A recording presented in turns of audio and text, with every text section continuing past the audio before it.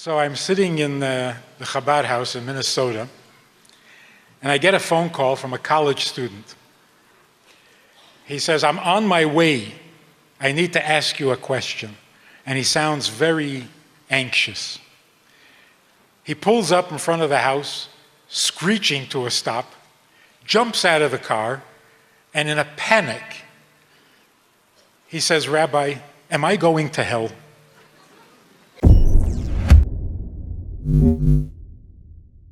Where is this question coming from?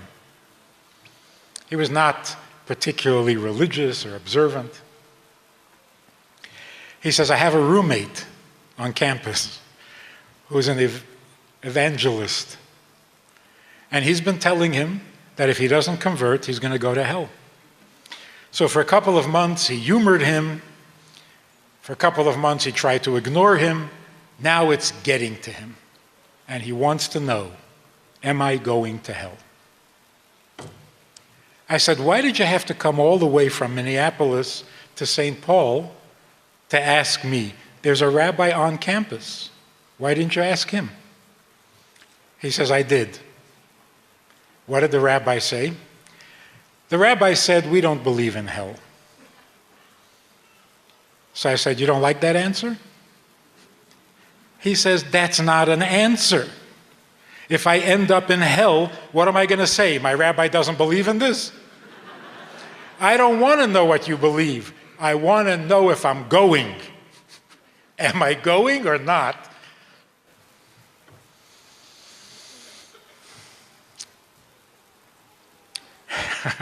Are we going to hell? Do we even know what it is?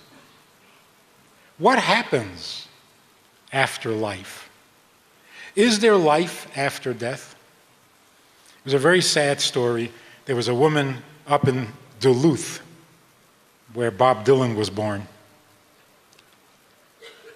She lost her husband at a very young age, and they had 2 little girls. She went into trauma, she went into therapy for many years. She was doing fine, but her children had grown a little bit, and they were asking, "Where's Daddy?" She didn't know what to answer. So she's doing laundry in a laundromat, and there's a Catholic woman who she knew was doing laundry next to her, and she says, "The girls are asking, 'Where's Daddy?' I don't know what to tell them." So the Catholic friend said, "Tell them that Daddy is now with God, he is in paradise, in heaven, among the angels," and so on. And she thought, wow, that's beautiful. I'm going to go tell my children. But then she thought, wait a minute, that's Catholicism. So she called a rabbi in Minneapolis, which is 3 hours drive from Duluth, and she made an appointment to come down to see him. She came to see him and she asked him, "Do we believe in life after death?" And he said, "Well, personally I don't. My wife does, so you can believe in it or not." She was very offended. She was too polite to say anything to the rabbi, but she told her friends back in Duluth, "I didn't go there to ask him his personal opinion or his wife's opinion. I wanted to know what Judaism says." She was offended that he gave her a personal opinion. And she went back to the Catholic friend and she said, "Tell me more. My religion doesn't know." Luckily, there was an Israeli couple there, and she spoke to them as well, and they said, "You went to the wrong rabbi. We say Kaddish, we do Yisker. What do you mean we don't know?" Anyway, so she came down and we had a long talk. I meet this rabbi at some convention, and I say, "You know, this woman from Duluth, she's really angry at you."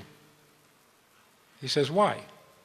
I said, "Because she came all the way down to hear what the Torah says about life after death, and you didn't give her a satisfying answer." He says, oh, these people, they all want simplistic answers. I said, why simplistic? Simple, maybe. Everybody wants simple answers, but why simplistic? He says, because there are no simple answers.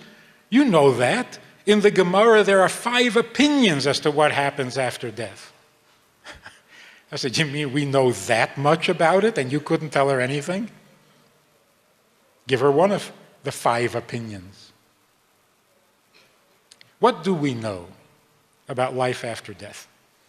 First thing, is there life after death? It's a ridiculous question. Life is alive. Life lives. Life can't die. Just like death can't live, life can't die. Living things live. So the question, is there life after death? It's a nonsense question. Is there death after life? Can a living thing die? That's a good question. And the answer is no. No, it can't. So what happens is this. The soul that is a living being enters the body, and the body borrows life from the soul. Because inherently the body is not a living thing, the soul is a living thing, and when they separate and go their own ways, what happens? The body returns to dust. From dust you are, and to dust you shall return. And the soul goes back to being a soul among souls. You can call it heaven, or you can call it hell. But you're describing the continued life of the living soul. So is there life after death? What dies is dead. What's alive lives. So what lives? What lives on?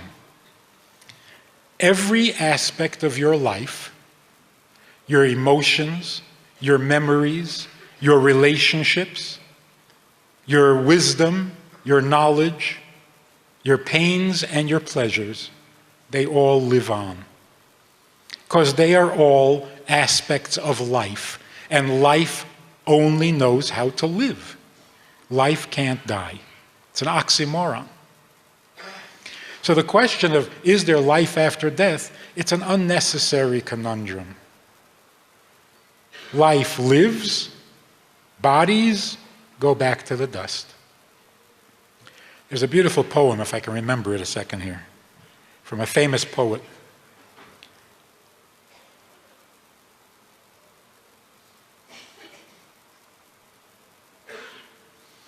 Life is true, life is real, and death is not its goal. From dust you are, and to dust returneth, was never said about the soul. So from dust you are, and to dust you return, that's the nature of the body. It is not a living thing, it goes back to being a mineral. The soul, on the other hand, always was alive and will always continue to live. So when we say Kaddish, when we say Yizkor, we are in relationship with a living being that is as real, if not more real, than a body. In fact, the reason most Jews will go to Yizkor and they don't go to any other tefillah, any other davening, is because the soul for whom they are saying Yizkor will not allow them to stay away. Whatever strings they have to pull up there, they'll do whatever it takes to get you to say Yizkor, because they need it. They need your Kaddish, they need your Yizkor, they need the tzedakah you give on their behalf. They're very much alive. Can't be otherwise. Life lives. We are told that in the future, after Mashiach comes, there will be the resurrection of the dead. What is Tchiyat HaMesim? It means the resurrection of the body. The soul does not need to be resurrected. The soul will return to its resurrected body. How do you resurrect a body? In case you're interested. You know how a movie can be played backwards? And the building that comes apart, brick by brick, comes back together brick by brick? A body disintegrates. Resurrection means restructuring that same body, putting all the parts back together. When that happens, the body is now created by God, just like the bodies of Adam and Chava in Gan Eden, and therefore those bodies will never die. Unless they eat from a tree they're not supposed to eat from, and then the whole thing happens all over again. But there isn't going to be a tree the next time around. So a resurrected body doesn't have any element of death to it. So it will live forever, and its soul will come back and enjoy the reward of the resurrection. The Gemara has an interesting description of this. There was a lame guy and a blind guy, and they wanted to steal some fruit from an orchard, but there was a wall around the orchard. So what they did, the blind guy took the lame guy on his shoulders. The lame guy directed the blind guy to where the fruits were, and he was able to reach and steal some of the fruit. When they were caught, the judge said, "Who do I punish? The lame guy or the blind guy?" And he decided that neither of them could have committed the crime alone. It was a combined effort. So he said the only way to punish them properly, put the lame guy back on the blind guy's shoulders and punish them as a couple, as a pair. On the positive side, for every mitzvah you do, who gets the credit? Your soul or your body? The body without a soul can't do mitzvahs. A soul without a body can't do mitzvahs. So how is God going to reward you for having done mitzvahs? You can be rewarded only when you're back together again, like when you did the mitzvah. And so the resurrection simply means every soul that had been in a body and had fulfilled mitzvahs, and every soul fulfills mitzvahs, will have to come back into the body to receive its reward. What about the reward in heaven? That's just for the soul. It's not enough. So eventually, the souls in heaven will come back to their bodies on earth and receive their ultimate reward. We have a Sunday night program for VIPs that you might be interested in. It's informal, it's questions and answers, it's conversation. It's really relaxed, it's really pleasant, enjoyable, informative, and kind of community-like.